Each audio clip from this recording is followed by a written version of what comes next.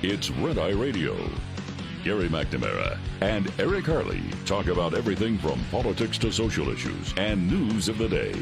Whether you're up late or you're just starting your day, welcome to the show. From the Uniden America Studios, this is Red Eye Radio. All across America, we are Red Eye Radio. He is Eric Harley, and I'm Gary McNamara. Good morning.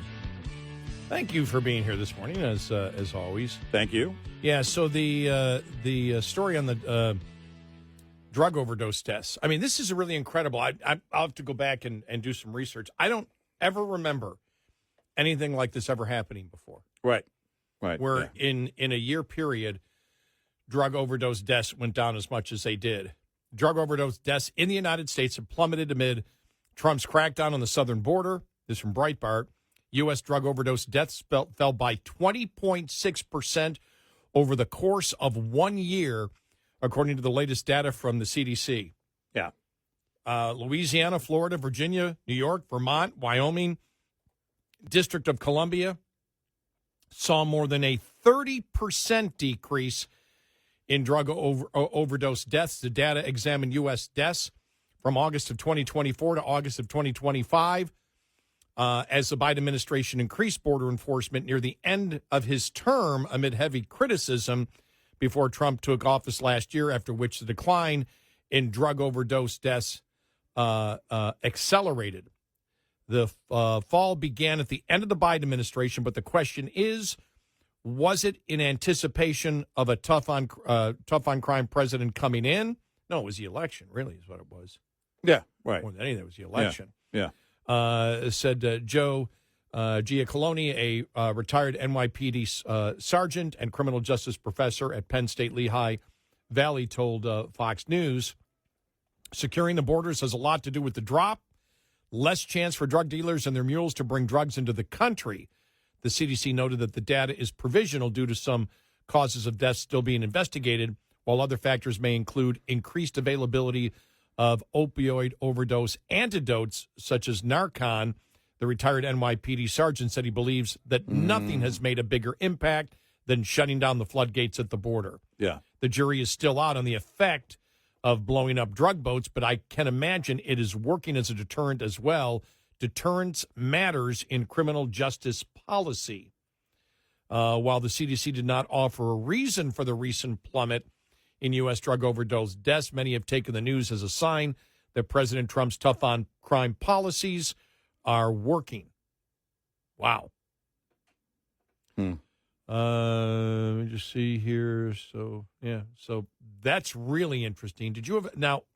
There were you had Arizona. Yeah, I was mentioning it before the top of the hour. I was referring to Arizona. That is counter to this. While you're seeing such a huge drop in most of the rest of the country, in Arizona, they're seeing an increase. And what they're doing now is there's a new law that went into effect. But according to 12 News, which is an NBC affiliate there in Arizona, they, in fact, posted this story just a few days ago. And it talks about this new law that basically targets the sale of fentanyl. But according to one person they quoted here, David Hanselman, who is a deputy county attorney with the Maricopa County Attorney's Office, he said, quote, "Our proximity to the border certainly makes us at the center of this crisis." Well, so there's a question there. Look, we managed to shut down the border. What's going on with Arizona, though? Is it just about the fact that they're a border state? We know that border crossings in Arizona have been, it's been a massive issue for the longest time. Does the Border Patrol have an issue getting that fully closed in Arizona? I don't know. But they're seeing, again, this new law. Prosecutors must prove that a dealer, basically, it targets anyone selling fentanyl. But prosecutors must prove that a dealer knowingly sold fentanyl and that the sale caused the victim's death. So if there's an overdose, the person that sold the fentanyl, because what they're asking family members to do is, all right, get your loved ones, if they die of an overdose of fentanyl, get their phone, and then see if we can help us trace if there was any contact with somebody who might have sold them fentanyl. And if they knowingly sold that person fentanyl, but the prosecutor has to, under that law, prove that the dealer knowingly sold them fentanyl, and that's a key point. I've got law enforcement in my family, and my nephew was telling me one sad story of going to the medical examiner's office, and they were looking at somebody who had overdosed and was smoking marijuana, and they overdosed on fentanyl. So the ME believes it was an accidental overdose and isn't sure whether or not that person knew that there was fentanyl in that marijuana that they were smoking.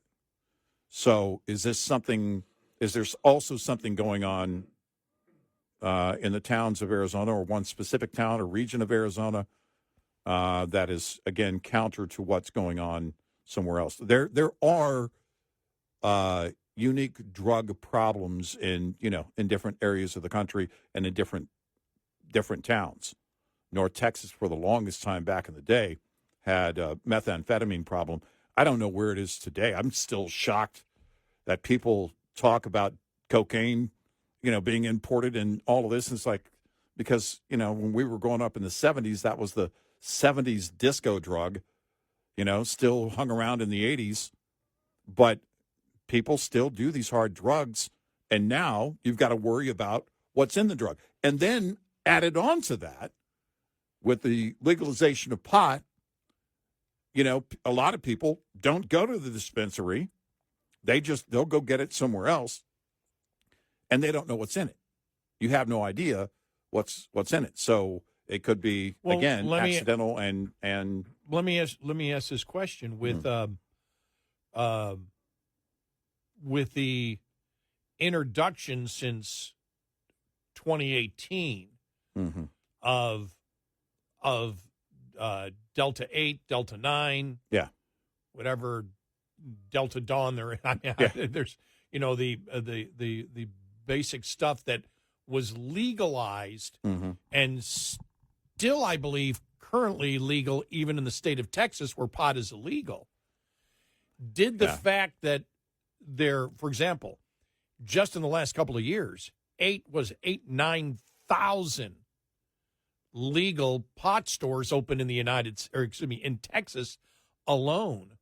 The fact that that's commercial, and therefore, I haven't heard, and you would think it would make the news if the commercial stuff had fentanyl in it. But the fact that this huge influx, because there's probably a number of reasons. I think the board closing the border, disrupting the fentanyl supply, absolutely. Yep. But you look at other possible reasons out there, is the introduction over the last 5 years of tens of thousands of, these stores, even in states where pot is illegal, like Texas. Did that make a huge difference? Because people went, okay, I'm going to buy it where I know it's safe. Right. I'm going to buy it at the pot store. Right. It's commercial. Right. That would have to be a consideration. That has to be a consideration. I have a friend whose son died of an accidental fentanyl overdose. Oh, man. And it's brutal.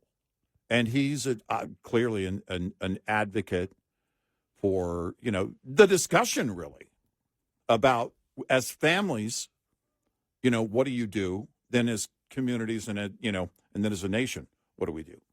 The one thing about Trump is the focus really was on fentanyl. Even, using it as leverage in tariffs and everything else and all of that. But border security, he owns. We can have a discussion whether the tariffs changed any of that. I don't know. Maybe it did. I don't know. But I can tell you this. Closing the border certainly, I think, had some impact. But I also have to believe, too, there's a couple of things going on. And what's interesting here is that you see some trends where it's young people, because we read things like, and we have stories occasionally where young people are moving away from alcohol. Yeah, but what else are they doing? Because with edibles and everything else that aren't detectable, I forget who it was, somebody famous that said, I was taking pills, and I was taking so many pills, but nobody knew because you can't smell it. It's not like alcohol. It's not like smoking weed. It's so if it's edibles or pills, the old. All right, let's smoke a joint at lunchtime. And bring cologne. All right, who's got the cologne and the mouthwash and the mouthwash spray and wash your hands. In the 10 seconds it takes for the officer to approach the vehicle, we'll make it smell like nothing's going on. I'm sure it'll work. Oh, crap, the bong doesn't fit under the seat.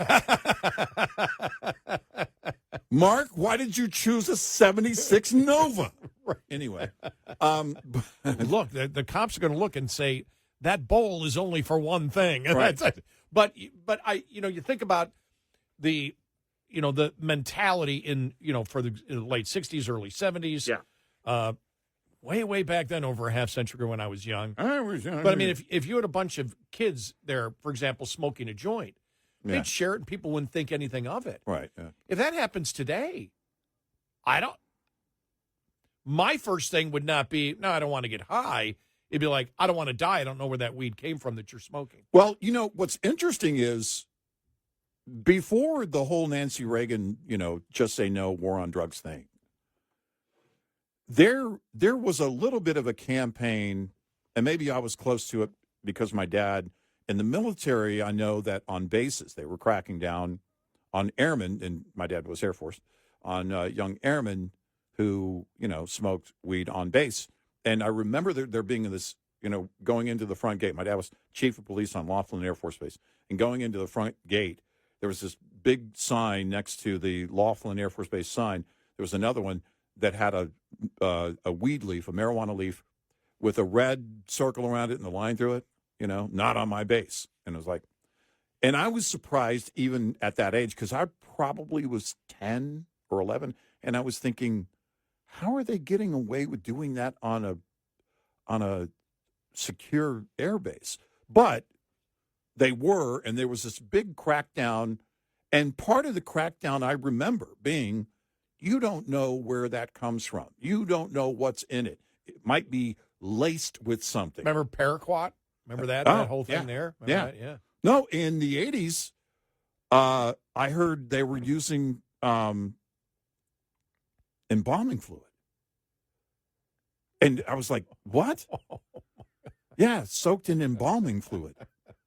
Are you trying to die? Are you preparing to die? Yeah, exactly. And I don't, because and I had just heard about that. I don't know what the effect is or why, to what extent that happened. But I remember it. And kids in my high school talking about it. And there was, so there was that concern of if you were smoking weed, I mean, you were getting it from Lenny. You weren't getting it at a dispensary. Right. There were none. There was that. It didn't. I don't even know if High Times started talking about legalization. I don't know when the first article in High Times. I mean, I'd have to Google that. The only thing that was legal that you could get at the head shop was the whippets. Yeah. Right. What was it? Was that and the ceramic bongs? Yeah, but the whippets got you high. I mean, that was that. Right. What was that? Amyl nitrate? Was that? What was? Yeah, it's whatever. Was that laughing gas? Yeah, whatever was in the canned whipping cream. Yeah. Yeah. I mean, they used to sell that little. But that was the only. Which is dangerous. Yeah, also dangerous. But that was the only drug though that you could find. Yeah. Commercially, that was, and then I don't know how long that went on for before they probably banned that. Right. Yeah. Yeah. But it's really amazing. It's for me. I mean, people still find it shocking. We just got liquor stores in the last 5 years where I live, and so I still don't have one in my town. It's beer and wine only. Yeah, it's right. Yeah. Where we're broadcasting from. Right. We're broadcasting from Right. This is technically still a exactly. That's why it takes us so long to get drunk on this show. we don't. We have to go to my town. We got to go to my town. I got to when we take those long breaks at the top of the hour. I beamed to Grand Prairie, Texas. Yeah, exactly. Get some booze. Get some booze. Beam back here, and it only. Yeah. I'm still. I was shocked. It was a culture shock when liquor stores came in a few years ago. Yeah, that's why I said with cocaine, it's like well, people are still doing. Yeah, there's someone. Someone was arrested with whatever amount of cocaine. Well, then it was a couple of years ago. Remember, I came in. I go, Eric, there's so many of these smoke and vape shops that are popping up. I mean, who's smoking? I'm thinking it's tobacco. You're the one that told me. Yeah. Remember that night you told me? Yeah. You go, no, the 2018 agriculture law. Yeah. There's a ton of legal weed even in Texas. Because an ad came up on the social media. It was on X. There was an ad. Oh, wow. Yeah. Oh, okay. And it says it's legal in your state because it, I guess, went by the IP address. Said this is legal in your state. And I said, well, no, it's not. Because I was. Who's smoking all this tobacco and vaping this tobacco? I mean, there's so many stores. It's like, no, it's weed, Gary. It's like, right. Oh, okay. Well, and they kind of mixed it in with the CBD thing. Yes. And then next thing you know, nobody wants the CBD, and they're just going straight for the hemp THC, and it is interesting what the trends are right now, and hopefully they can find what's going on in Arizona. Keep that going. And get on top of that. So. We are Red Eye Radio. Brought to you by FPPF, Fuel Power Max. Owner-operator Mike Nichols is leased to Wayne Transports, pulling in their dry bulk division today after decades in business for himself. Speaking to Overdrive's Todd Dills recently, Nichols offered a word of advice to any company driver planning to make the switch to running as an owner-operator, unless you've got access to family money or otherwise independently wealthy, he noted. As a company driver, you need to be thinking about startup capital and down payment, and I would just say that you need to treat that like you would firewood. Save what you think you might need and then triple it, if not quadruple it. And you'll be thankful that you did. You'll be glad you did. That is, not just given favorable loan terms with a good down payment. Inevitably with trucking, you'll get hit with a breakdown and huge repair bill, or another of those unforeseen events. You'll need that reserve cash to cover it and avoid taking on debt or going out of business. Hear more from Overdrive's 2024 Trucker of the Year contenders at overdriveonline.com/PIB. Brought to you by Shell Rotella, with advanced synthetic technology is designed to help keep your rig running with more mileage and less maintenance. Get in touch with Red Eye Radio, toll free at 866-90-RED-EYE.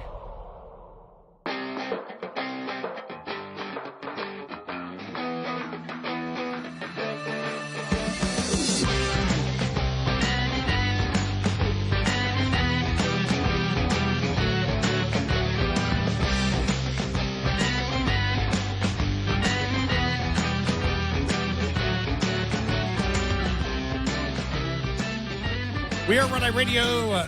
He is Eric Harley, and I'm Gary McNamara. Talk about going full circle. Here's a headline, and we'll delve into it coming up following the bottom of the hour. Okay. Native American group files Supreme Court fight over the New York mascot ban. This is going full circle. The Native Americans now are angry that the United States is erasing their history by not using Native American mascots. Oh, that's... Who said that? Years ago. Years ago. What are you going to erase the entire history? Because it was honoring. It was honoring, yeah. It was not insulting. It was always honoring. That was the entire point, which is why when the Washington Redskins wanted to change and they polled Native Americans, it was 90% against getting rid of the name. Yeah, right. But Karen and Lance won. They did. That's right. So we'll get to that. Plus, this headline, 60 Minutes host Scott Pelley reportedly said CBS chief Bari Weiss needs to take the job more seriously. Wow. Scott Pelley lecturing Pelley? anyone. We'll get to that more.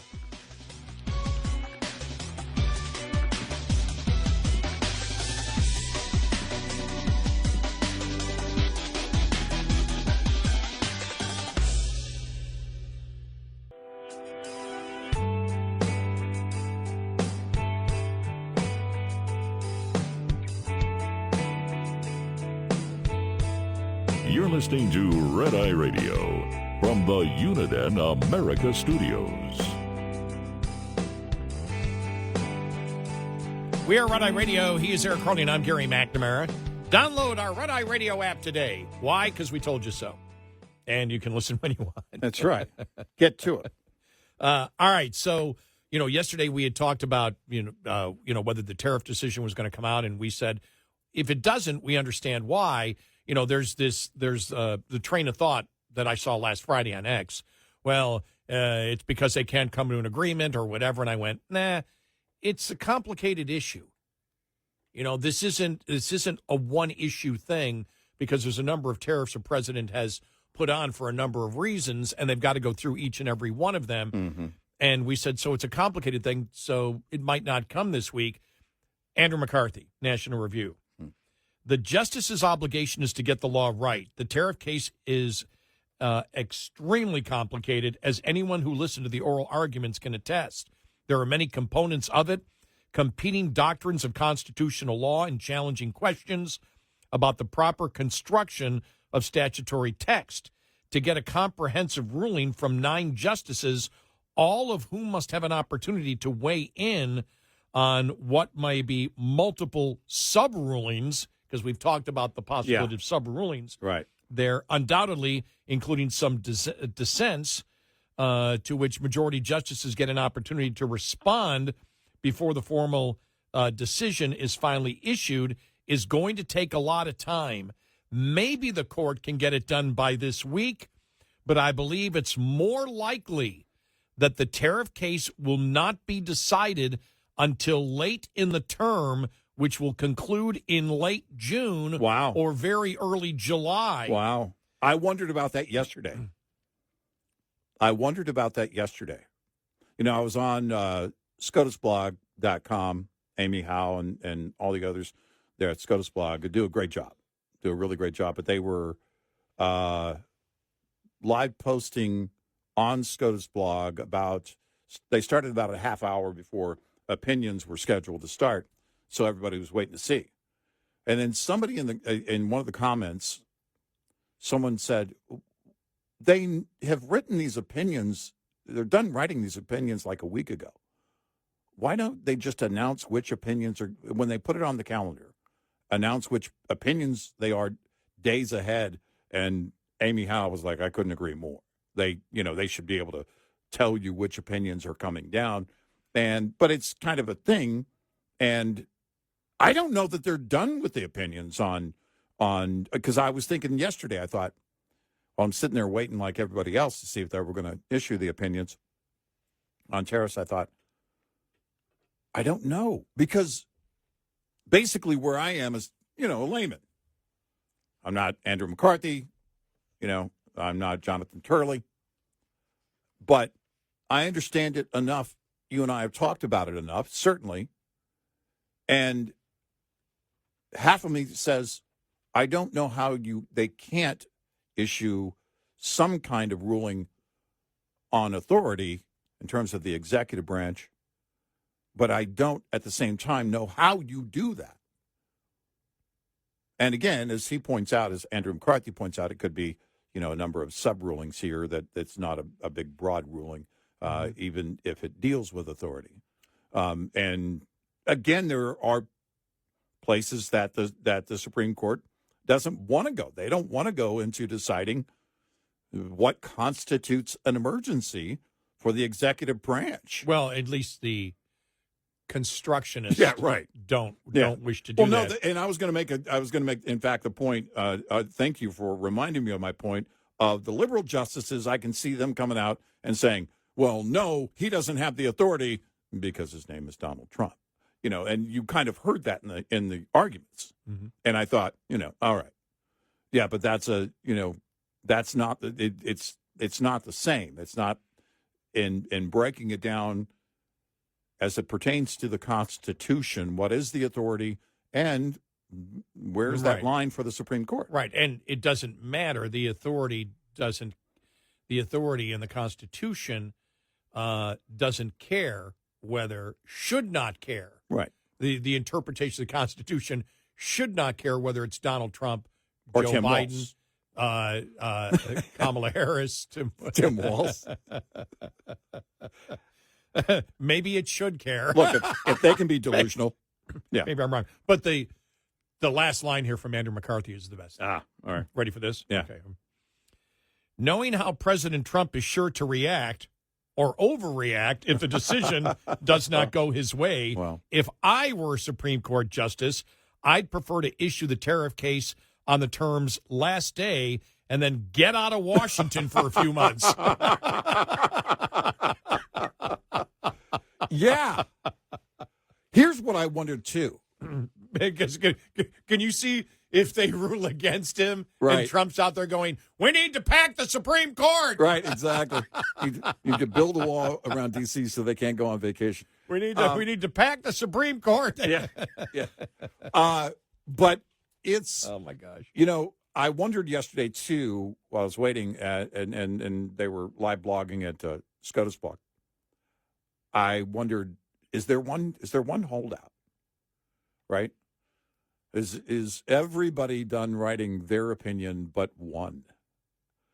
It's so just wondering about the process itself, really, not necessarily as it pertains to the whole tariff thing specifically. But I thought about Thomas, because quite often you'll see something comes down and it's like he doesn't say a lot always at the hearings. There's not the big back and forth from him. And then all of a sudden, boom, every once in a while, he'll just lay it down. I mean, his opinions are always, I agree with almost everything that he's put across. But I just wondered, is there one that's just not there yet? Could they be at 4-4 now and basically waiting for the tiebreaker? I don't know. But that was more about the process and not about this particular case. And I think because now what's weird is that in Andrew McCarthy, I had not obviously read that from him when I was sitting and waiting for the opinions to come down or be announced yesterday morning. But when they announced what the third and last opinion was going to be, and we knew it wasn't tariffs, I thought to myself, man, it could be the summer. And I don't know why it hit me that way, because I thought to myself, I just thought, it's not like they're in a hurry, because there was so much talk about, well, we could see this turned around by the end of the year, or by the end of December, we could see opinions on this. And, here we are now, and they're not in a hurry, and you can't rush these things. As Andrew McCarthy points out, this is extremely complicated. So I don't know, and that's where you and I are.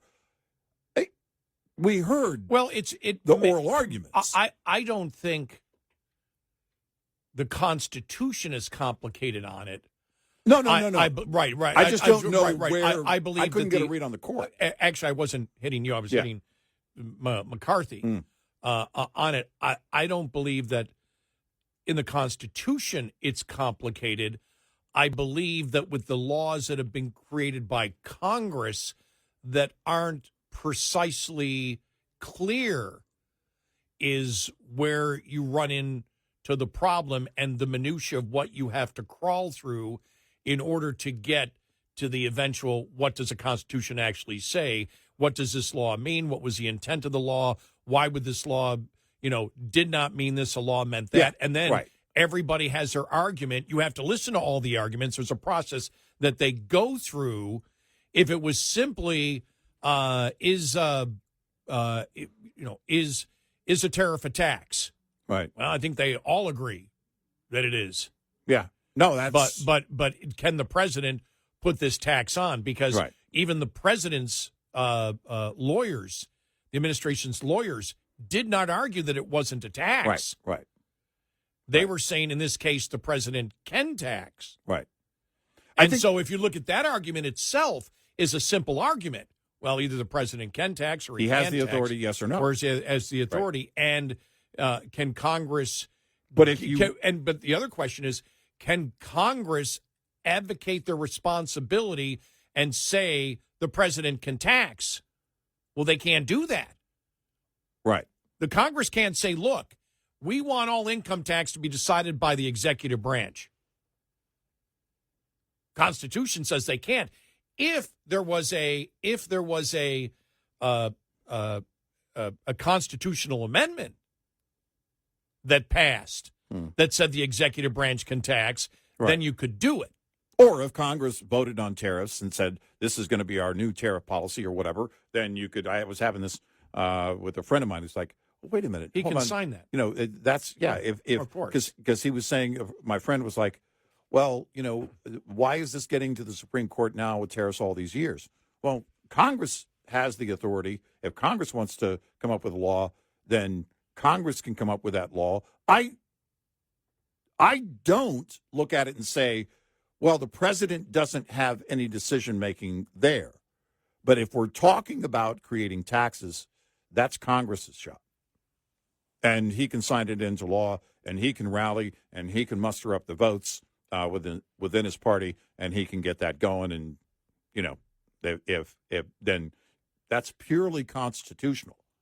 But there seem to be some people, at least in my circles, that were wondering, well, why are we just now getting to this when tariffs have been around for so long? Well, it's really just a question about authority.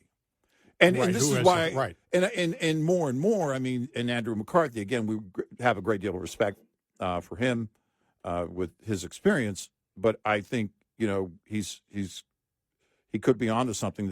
This very well just could be, and we've mentioned this before, a set of sub-opinions that aren't as broad, but still may, to that extent, to whatever particular extent within that particular case, deal with authority. And got to hit this quickly. 60 Minutes host Scott Pelley reportedly said CBS chief Bari Weiss needs to take the job more seriously. Oh, okay. And I don't have to go much further than that. He was saying, our stories used to get approved right away. Well, yeah, of course they did. Of course they did. Which is the problem that Bari Weiss is going to have, which is why we still question whether she will ever succeed. Right. Because in order to succeed at CBS, you need to get rid of everybody. Right. And they can't do that. Right. Right. And if you if you did, I don't know where you would find the candidates to fill the newsroom again. Right. I don't know how you do that. Or whether the public even cares if a network changes their political bent and goes from being left-wing to being fair. I don't know if the public is there in the masses to support that. You and I talked about it when John Malone of Warner Brothers Discovery was talking about, he said, I don't know, was this a year and a half ago? He thought CNN should get back to the old CNN headline news. And we were like, no, boring. Nobody wants to see that anymore. Nobody waits for news. Right. Nobody waits for that. There's really no place on cable for that anymore. So you have to have something that's going to engage people. Excuse me. But when you have the activism in the newsroom, that's a turnoff as well. The majority don't wait for the news. Right, exactly. There are some people that still do, but the majority does not. Yeah. We are Red Eye Radio. Coming up, more with Gary McNamara and Eric Harley. It's Red Eye Radio.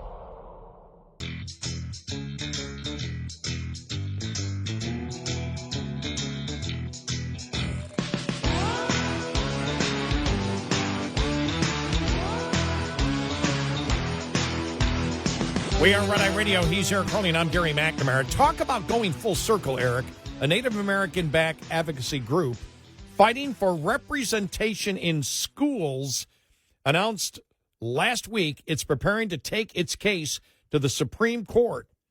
The Native American Guardians Association argued that the New York Board of Regents 2023 rule banning the use of Native names or imagery on by public schools is discriminatory and violates the 14th Amendment's guarantee of equal treatment under the law. Today, we take the next step in our journey to the United States Supreme Court, which is the only logical finishing line.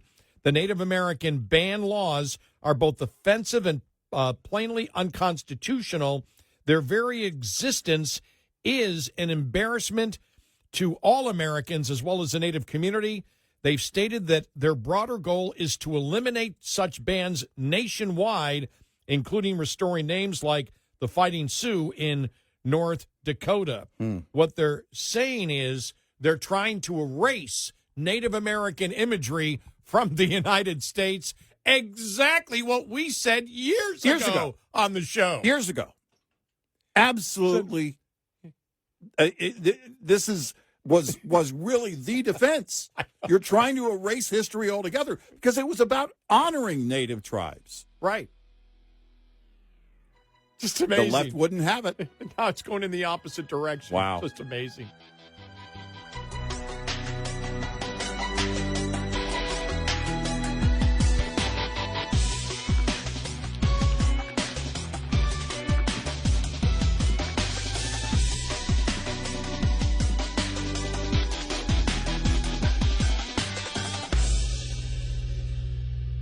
This is Red Eye Radio on Westwood One.